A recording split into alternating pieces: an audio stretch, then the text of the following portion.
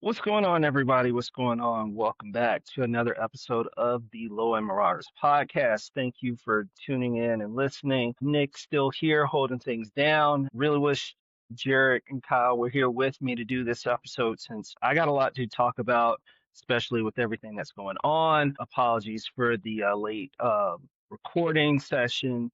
Plus, if you are watching on Spotify, you'll see that I have my hand in a medical brace. Nothing too serious as for now, a knock on wood, but we'll do a follow up with a doctor over here on the 12th to see what's going to happen with me in this. But that's another subject for another time. A lot to get into too. We're going to talk about the much anticipated versus return with no limit and cash money. We're going to talk about how there is no hip hop on the Billboard Top 40 charts. And we're also going to get into potential versus battles since the internet has a lot to say and a lot to talk about when it does come to these certain battles and everything that's going on with that. But first, oh, and also I begin to, if you are watching me on Spotify again, if you do see the goofy getup that I have on with the Freddy Krueger mask and the sweatshirt. I mean, it's Halloween for God's sakes. Let me have some kind of fun. I'm working too hard, and just let me have some fun, damn it. But anyway, let's go ahead and let's talk about Drake yet again. One of the big stories that were happening while we were gone is that a judge has publicly dismissed his lawsuit that he had against Kendrick Lamar and that he's filed against him. And now Drake has decided to reopen the lawsuit yet again due to Kendrick's not like us and hopefully wanting to get things to go his way this time around. Basically, like I said earlier this month, a federal judge ruled that Drake cannot sue Kendrick Lamar over Not Like Us, which called him a certified pedophile. And Drake's legal team argued that millions of fans took claims seriously, filed a lawsuit, blah, blah, blah.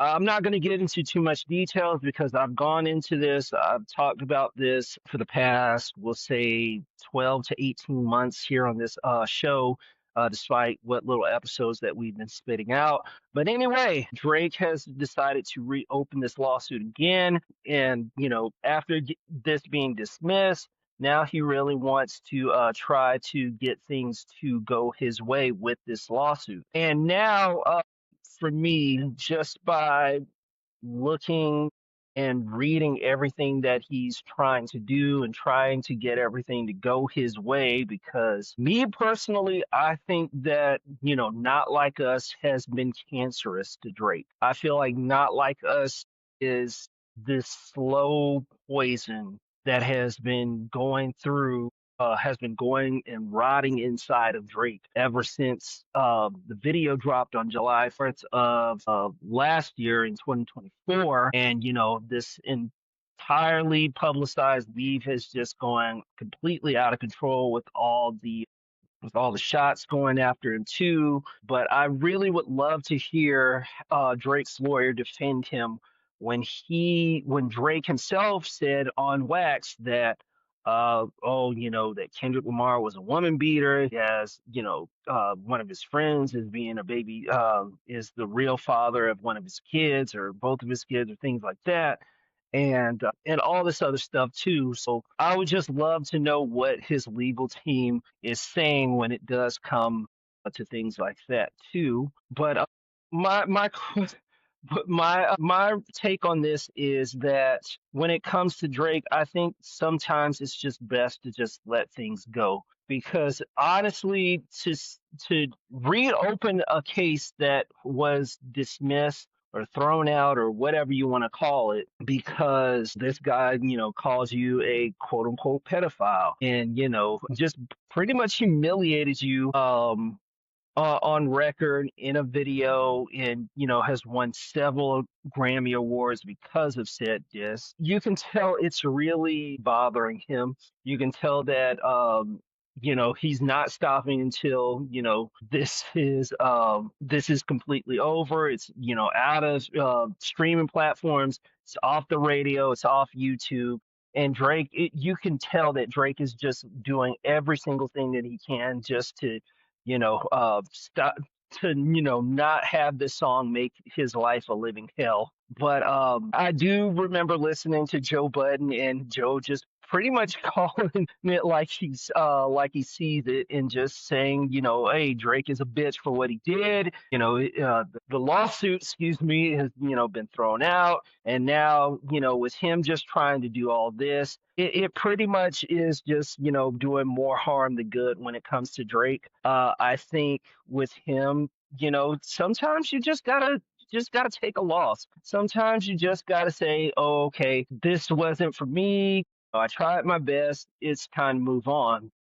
After how Pusha T just came back and just haunted him by outing him by saying, "Oh, you are hiding a child," on Death of Adagon some 5.5 years back, since I'm recording this on Halloween. It's really just taking its toll on Drake. And my question for Drake is that, what are you looking to get out of this after all this is said and done? And I still don't understand how, with this lawsuit and everything that he's trying to do to get this song removed, how it helps other artists, how this, is going to make things a lot much easier when rappers do go in different types of feuds and beefs, or whatever you want to call it, in the future. So to sit here and just go on and on and on, and Drake's just at this point just beating a dead horse. And me personally, I think this is just making the song just become,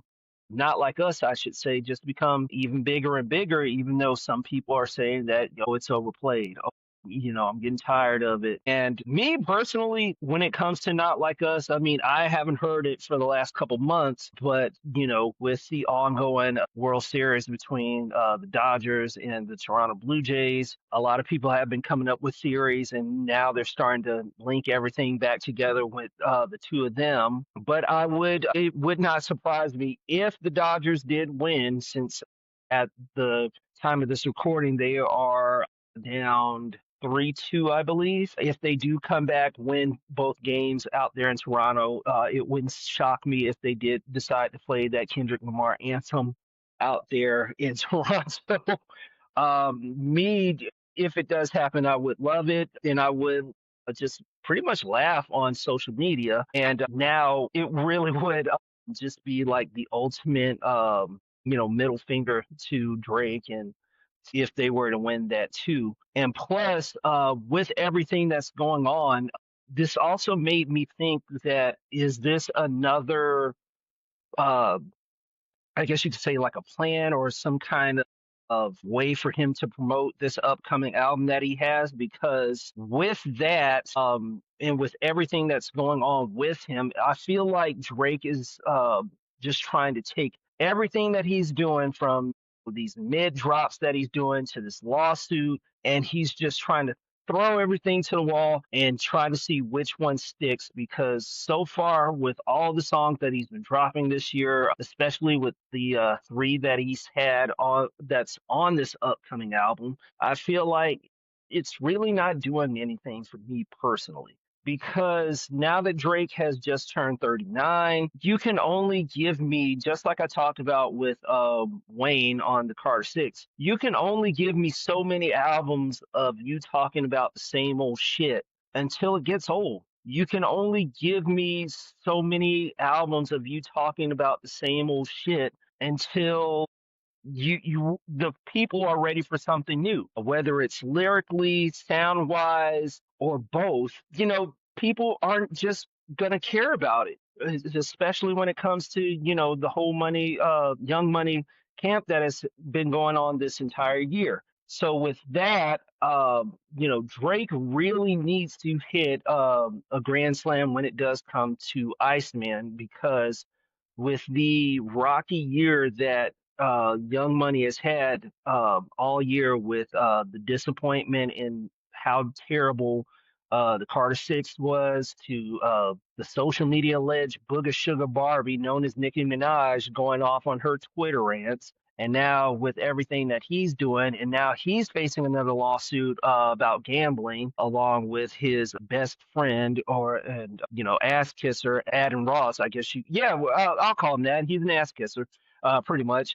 But about gambling problems or something to do with gambling. I haven't read the entire article. But anyway, I definitely do think that Drake really needs to give us something great for this upcoming album, because with him, with this lawsuit that he's going on and pretty much revitalizing that and trying to force judges to get him this win, and not now this gambling lawsuit that he has going on with him and Adam Ross, to these mid drops. Drake really needs to lock the fuck in, and he really needs to give not only me but something very memorable on this album, because a lot of us, including myself, are really getting tired of hearing about it. But when that drops, we were thinking that from what I read, it should have dropped today. Well, like I said, I'm recording on Halloween around this time, but it'll be really interesting to see whether he does release this year or not, or to give us something to talk about in early 2026. But with that being said, only time will tell when that'll happen. But other than that, Drake, you really got to knock this out of the park. You got to give it a grand slam, half court throw into the hoop, Hail Mary touchdown, RKO out of nowhere. Whatever your favorite sports metaphor is, that's what Drake really needs to do. Hopefully this all works out for the best for him. But enough about that. Let's go ahead. Let's move on to this versus battle that happened. So on the 25th of October, the long-awaited return of versus battles has come back. This time being with Cash Money versus No Limit. The two New Orleans labels faced off with one another out there in Vegas during Complex Con. And wow, this was, I want to say, like the first versus battle in, I want to say, 2-3 years, since we all know that versus battles were essential to us, especially during the COVID-19 era, the pandemic era, where we were all locked in. We needed some kind of entertainment. For me, this is how this entire show started. If you're a new listener, along with Jared and Kyle, and with us just being locked in, and us not having anything to do, this is how we came up with this show. But I digress. Man, just a lot of things that were going on on that versus stage. Some things I like, some things I didn't. Some things I like. I do love some of the set lists that both labels had. Cash Money kicked things off right away with 400 Degrees. Oh, and also I did not manage to watch this live because I got to work, I got to pay bills, and I was very surprised watching the replay on some of the track listing and songs that they picked for this album, for this versus battle, I should say. Excuse me. They kick things off with 400 Degrees, like I said, and I'm just at home just watching and just rapping along to it too, especially when Manny Fresh dropped that beat, and me, I'm just at home just going, you see me, I eat, sleep, shit, and talk rap. You see that 98 Mercedes TV I bought, and it was great, reliving those earlier years, those middle to high school years for me. I know Jared, he had to catch the replay to it as well too, because he graduated. I don't want to throw his age out there. If you're listening, Jared, my bad. He attended a 20-year high school reunion where all three of us went. So I'm pretty sure he didn't watch that live, but I know he watched the replay for that. Shout out to you, Jared, if you are listening and watching. They did Still Fly for Cash Money. Very surprised they did Cash Money as the Army, Bling Bling, Number One Stunner. Get Your Roll On. That was one of my personal favorites growing up too. One of the things, well, I'll say that later. And to end the night, they pretty much performed the greatest love song of all time, that being Juvenile's Back That Ass Up. Everybody and their mama has heard that song before. If you haven't, then chances are you shouldn't be listening to this podcast. But anyway, on to No Limit. I do love some of their songs that they chose for the battle too. Free Codes. A lot of people forget that Future sampled that as well. How You Do That? There, one of my favorites. It Ain't My Fault. The only thing I wish was that Mystical was there to perform that live, but as we all know, Mystical is being locked up for how can I put this without, saying the actual word? I guess we could say he sexually assaulted a woman. We'll leave it at that, and you guys can put two and two together for that. Another one of my favorites, Mr. Ice Cream Man. My bad for the terrible singing voice that you just heard. Another one in which I think won them the battle was after Birdman was running his mouth on stage and saying after number one stunner. That's when Master P just dropped bout it, and I think that was the one that sealed the deal for me about how No Limit pretty much won this versus battle. The iconic "Make 'Em Say Ah." Another thing that I loved about this versus battle was, two songs that I couldn't really decide on which was the better out of the two was toward the end was Cash Money dropping I Need a Hot Girl and No Limit dropping Chopper Style, and then their final song for No Limit was Down for My Niggas with a surprise appearance from Snoop Dogg, and a lot of people seemed surprised that he was there, but to me personally, I wasn't surprised because people seem to forget that when it comes to Snoop, Snoop was a part of the No Limit family when everything fell apart over at Death Row. And that's when, he came over and he did The Dog's Father. What was the other one with that pen and pixel picture that he had? The game is to be sold, not the game is to be told, not to be sold. The game is to be sold, not to be told. There we go. My bad for fucking that up. And he came out with a couple of those albums on that label. So to say that he was there and he was repping No Limit for his, like I said, surprise appearance didn't really catch me off guard too, but I was very happy to see him up there. A lot of people went missing from Cash Money too, and that was one of the things I didn't like about this as well too. I already talked about Mystical not being there. That's one of the things where I wish that he could be there for. With Cash Money, I think Turk didn't show up. I've also read that Lil Wayne was in the area, was about like 10, 15 minutes away. I'm not sure how accurate that was. If I do find it, I will put it in the show notes down below, with along with show description, with him saying that he was, very close to the venue where they did the versus battle. A lot of people kept wondering, well, why isn't Wayne there? Wayne should have been there. Wayne should have, did this, that, and the other. But people seem to forget that Wayne is currently on tour. I know that for a fact because this past Wednesday, the 29th, he was about 4 hours away from me in Albuquerque, and he did a show along with the baby and a couple others from what I've seen on my friends' personal Facebook pages that they all went.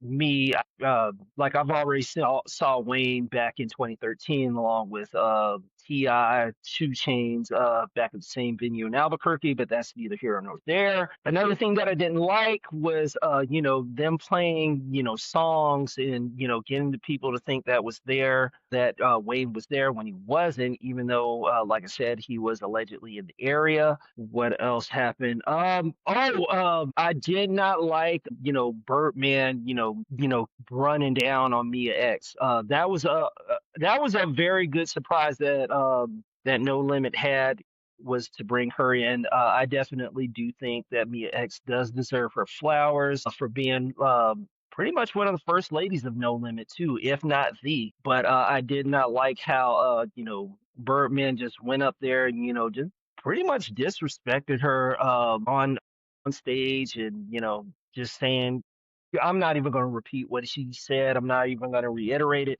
But anyway, that was one of the things that I didn't like. A lot of thing, and another thing that a lot of the fans didn't like, they just didn't like how short of a versus battle this was, especially considering how other battles in the past have been, just like 2+ hour events from different venues and things like that too. But all in all, I definitely did enjoy this. I definitely thought this was a great battle. I'm hoping to see more coming up later on in these last 2 months for 2025, and hopefully more in 2026. But it also does bring me to what a lot of people are trying to do online, and they're trying to set up these potential versus battles between, some of their favorite rappers and some of their favorite labels. One label I do remember sharing with Jared, it was who would win a potential versus battle between TDE and Dreamville. And respectfully, Jared said he had to run with Home State and go with Dreamville. So, I couldn't be mad at him, but that I, on the other hand, I had to say TDE.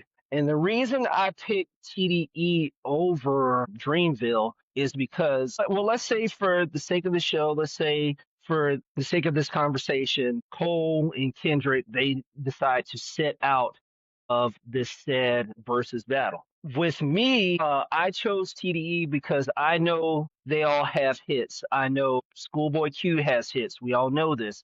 J Rock's got some hits. We all know this. Absol can carry himself.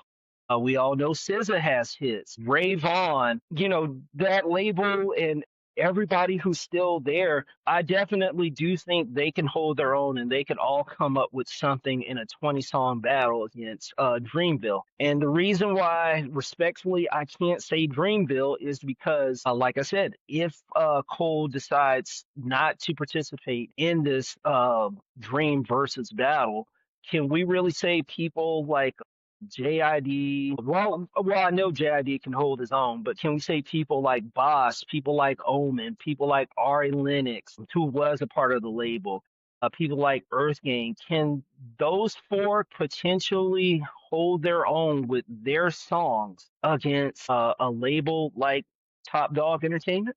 Can they hold their own by just selling off what they have and not just relying on J. Cole and JID to, hold their own and, potentially break their backs during the battle when it comes to this. So that's one of the reasons why I had to take TDU over Dreamville. Another one was a resurfaced quote that Jay-Z had in 2021 with Rob Markman. Shout out to him. Is saying that nobody can touch him in a versus battle, and that's when everybody just on social media just came out of the floodgates to pretty much give their thoughts, to give their 2 cents on who they think can beat Jay-Z. A lot of people were saying Drake. And my response to on if Drake can win a versus battle with Jay-Z is yes and no. Yes, because we all know that Drake has hits. We all know that Drake has number ones. We all know that Drake has, songs pretty much falling out the ass, pause, on how he can take out Jay-Z.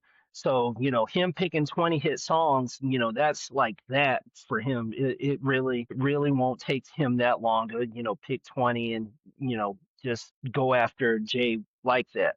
But also no, because like I also have to say, like, you can have so many hits, like I said, so many number ones, so many collaborations, so many, awards, this, and this for all the songs that you have. But also, all that really doesn't mean anything if you can't pretty much out rap your opponent. Jada Kiss taught me that way back after going back to watch the Locks versus Dipset battle once again, and that still does hold up because people, even though it's probably one of the best versus moments of all time, him just going off on that "Who Shot You" beat and just pretty much dismantling Dipset all on his own to the point where Dipset never really recovered is shows a sign that, you can have, all the street hits, you can have hits for the ladies, you can have whatever number one hits that you can have. It does not mean shit if you cannot hold your own and you cannot pretty much out rap your opponent, whether it's through freestyle or something off mixtape. So I definitely do say that yes and no, that Drake can probably win and can probably lose in a versus battle. Another person that I was thinking of that could hold their own. Well, let me before I give my picks. Another person that I can think that social media was talking about was Future. Same rules apply too. Like, yeah, Future has hits for the streets. Future has hits for the ladies. Future's been taking over the charts as well too. But can Future's hits really hold their own against whatever Jay-Z picks? Because we all know if Jay-Z were to do a versus battle, we already know he's going to perform. Allow me to reintroduce myself. And, Jay can, reach deep into his bag, whether it's all the way back to Reasonable Doubt, to Blueprint One, to the Black Album, to hell, even In My Lifetime, Volume Two, Volume Three, just those albums that he's had. I definitely do think he can be able to hold his own when it does come to Future, but that's something that I would be very excited to see when it comes to him. Another person, well, for me personally, I definitely do think for entertainment wise, I would have to say, like I said, entertainment wise, him and would definitely be great for a versus battle. Just for nostalgia and how they were two of the biggest names in rap during the 2000s. So that's definitely something I would like to, me personally, I would like to see who else could hold their own. I also heard, a couple others. I'm trying to think of who else. I did say Future. I heard Drake. I also heard Kanye West can be thrown into the mix too. But when it comes to me for Kanye, 2025 Kanye West can stay wherever the fuck he is. I do not need Kanye West on a versus stage rambling for 20, 30 minutes about how things are. I definitely just want him to, just reminisce about the days they had, how they put things together. Leave it at that, and don't try to rehash the past and try to have Kanye West on stage trying to give one of his long-winded rants that nobody really cares or really wants to hear. I personally don't want to hear it, but anyway, those are some of the potential versus battle. All in all, this was a great versus battle between uh, the two labels, I should say. I definitely do think, like I said, No Limit came out the winner for me, especially, since I felt like they had not only the better track listing for this versus battle, but No Limit was, not to use the pun, but No Limit was an army. They came in together. They had the fatigues. They had everybody on stage rocking with them. Like I said, I was very surprised to see Mia X on stage. Also surprised to see Silk Shocker there too, because I didn't think that he would be there. But all in all, this was a great versus battle for the first one in like 2, 3 years. I definitely do want to see more when it does come to that. But let's go ahead. Let's keep things moving about what has everybody talking about now, and that is um, man, pretty much with everybody going and talking about how there are no rap songs on the Billboard Top 100, the Billboard 100's Top 40 for the first time since 1990.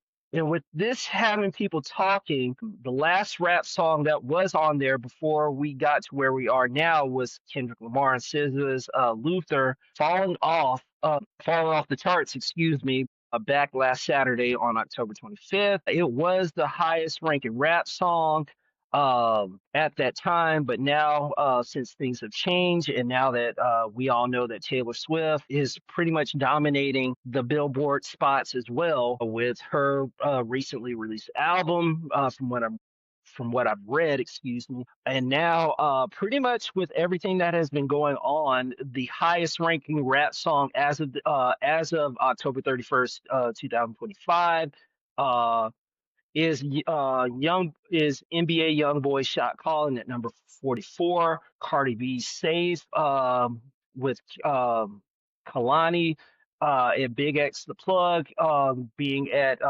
number 48 and 49 respectively. People, and like I said, since this is the first time that rap has not been on there since 1990. Last time this happened was February 2nd, 1990, going, and the top ranking rap song back then, which I'm pretty sure a lot of Gen X and oh, excuse me, Gen Z don't really know, is that the last song to have this highest ranking listing on that chart was Biz Marquis's Just a Friend, which had climbed to number 41 on the charts. Then the following week, Just a Friend jumped to 29, starting a Hot 100 streak of rap songs in top 40 that would last from 90 to 2025. But I've also read that, with recent rule changes on their on Billboard's charts, it did play a part in Kendrick and SZA's streak coming to an end. Charts saying that descending songs were deemed recurrent and were removed from the chart if they had exceeded certain durations on the chart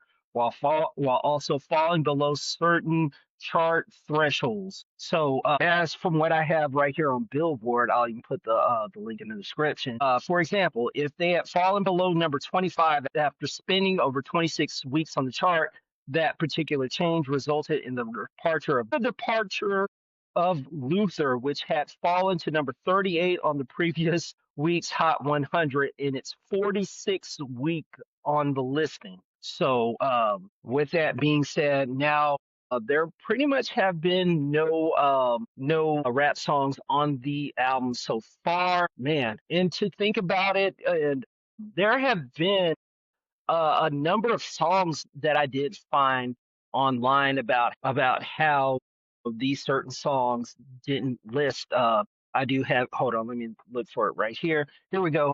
This is from Live and Direct Hip Hop's post. They are saying, like, here are some top hip hop classic that never reached the Billboard Hot 100. Some of the things that they have put on here, you shook ones from Mobb Deep, New York State of Mind from Nas, Dead President's Hip Hop, Time and Says from Pharoah Monch, They Reminisce Over You from Pete Rock and CL Smooth, Jay-Z's You Don't Know, Jay-Z's Can't Knock the Hustle, Outkast's Elevators, Me and You, Yonkers from Tyler the Creator, March Madness from Future, Jadakiss Styles P, We Gon' Make It. That one didn't make it. The World Is Yours from Nas again. What else? Eclipse, Virginia off their first album. So there have been a lot of songs that haven't really hit the Billboard top 40 songs, if you want to call it, we'll call it that to shorten it. And for me, I definitely do think the reason why is that, especially with new artists, I feel like they're not really putting the work in to make this happen. I feel like a lot of the artists, they're not really trying to experiment. They're not really trying to, they're not really trying to put their heart into it because I personally feel like, well, with some of them, they're just in it for the money. They're really not in it for the art. But there have been some dope new artists that have been coming out. Like I said, two that I like from Double XL's freshman list for this year have been Samara Singh and Ray Vaughn.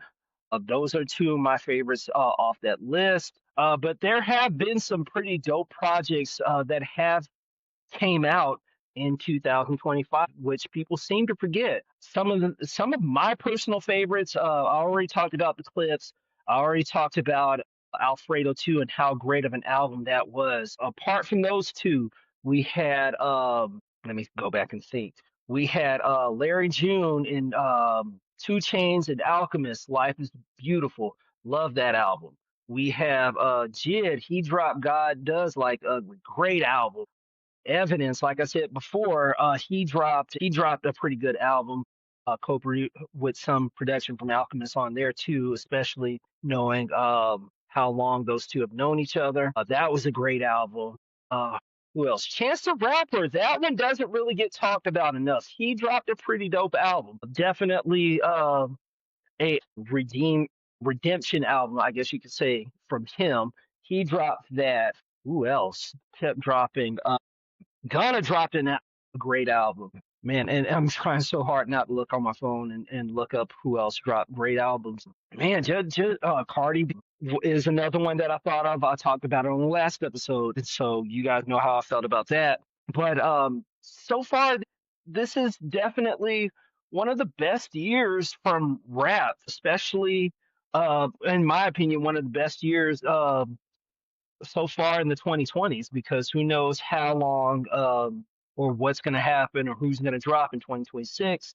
Like I said at the beginning of the show, we don't know if Drake is going to drop this Iceman album this year. There's still no timetable for it, especially since he's dealing with lawsuits. But to sit here and say that, rap is dying, rap is on life support because of one artist, that just, to me personally, since I've been saying that, seeing online that, Drake's going to, save us all, this big superhero to save us from how mediocre things are when it comes to rap and all this BS. I mean, it's just it's just a lot of bullshit in my opinion, because if you're just depending on just one artist to come in and save us from how mediocre rap is, or why it's not charting, or is hip hop on the decline, or whatever you want to say, the bottom line is, you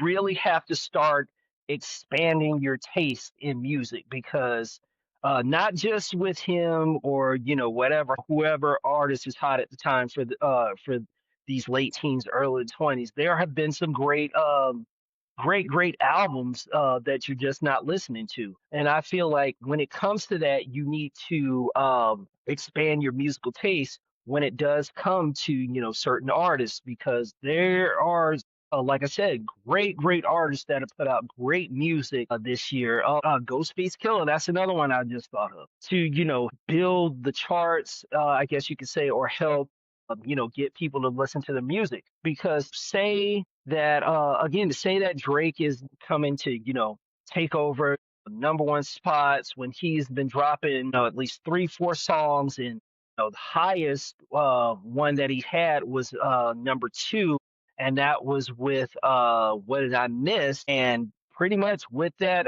track, it came and went off the top. And this has been going on with Drake's for a long time too, with him, coming out with these big name songs and then just completely falling off the charts. Slime You Out, that was one that I remember him doing, and as soon as that hit the top 10, it quickly just dropped off.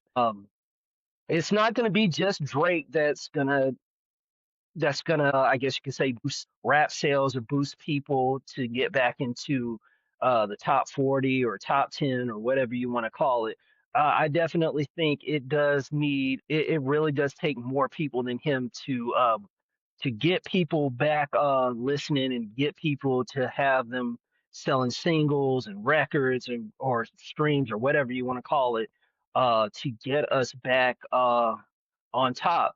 Pause. Because sometimes it's best to, what people seem to forget is, sometimes it's best to, take a couple steps back and then take up a few more forward, in order to, rebuild something, or to go back and make things a little bit better, for whether it's a new artist, a recurring artist that's dropping albums, or one that's on the rise, or and to do that, you really sometimes I think that's what you really need to do. You need to just take a couple steps back, rethink your game plan, just go, okay, this isn't really working. This isn't really selling. How can I make this into a number one album or a number one song or the most streamed song on streaming platforms for the week or whatever you want to call it. So I definitely do think that that's what people need to do sometimes is sometimes take a step back, worry about how to retool what they have to get rap back on the charts because as we all know, Taylor Swift is a dominant force in the world of music, and her fans will, just buy albums, stream it 24/7, and they'll just do whatever it takes for them to have her be back on the to, to have her be back at that number one spot.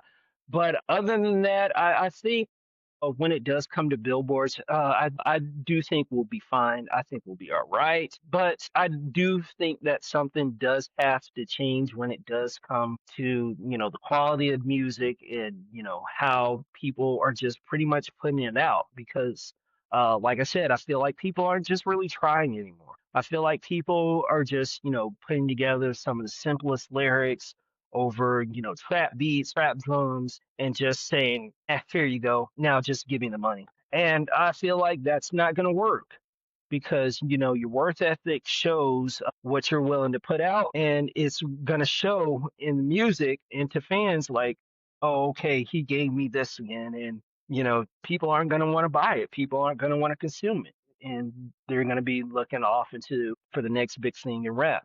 But that's how I feel about Billboard not having a rap hit in their top 40. But let's go ahead. Let's wrap this up. Let's get into some shout outs. Let's get into some album recommendations that are going on right now. First things first, rest in peace to soul singer D'Angelo, who unexpectedly passed away from after a private battle with cancer. Definitely one that I didn't see coming. And I think I speak for a lot of us when I say we didn't know that he was battling cancer as well. Very sad.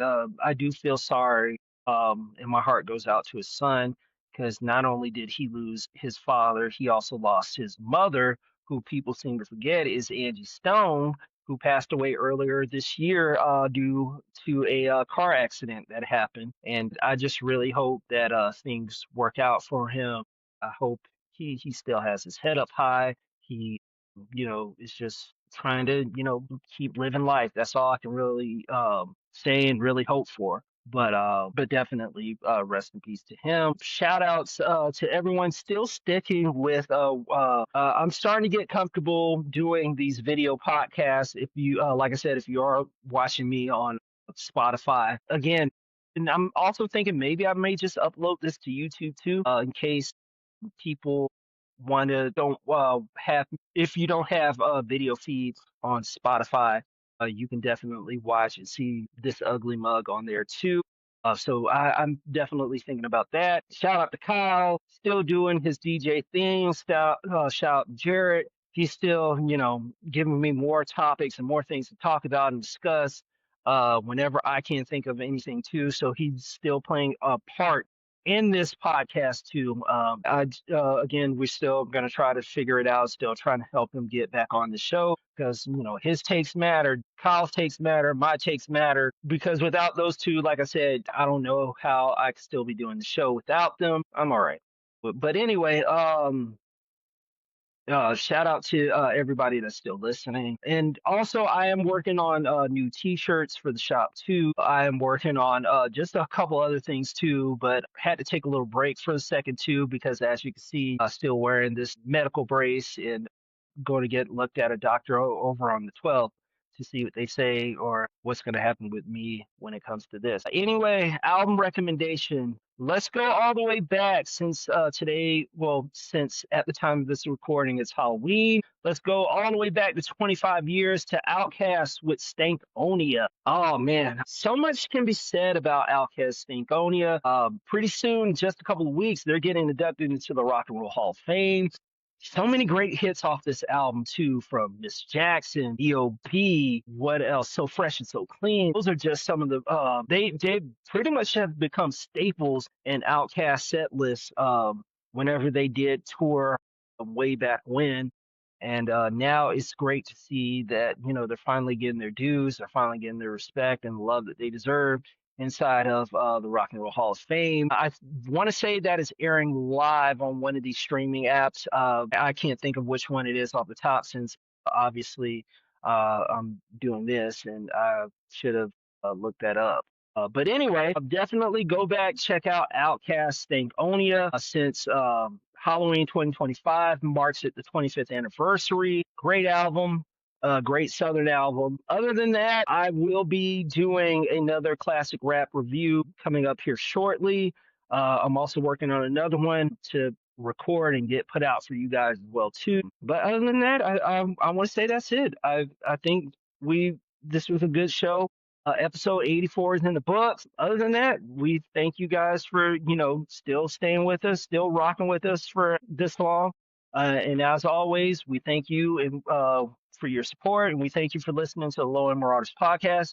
Thank you for tuning in. My name is Nick. If you're watching this on the release date of Halloween, happy Halloween. Please be safe out there. Don't do anything stupid. And I'll see you next time for another episode of the show. Thank you for watching and listening. I'm out.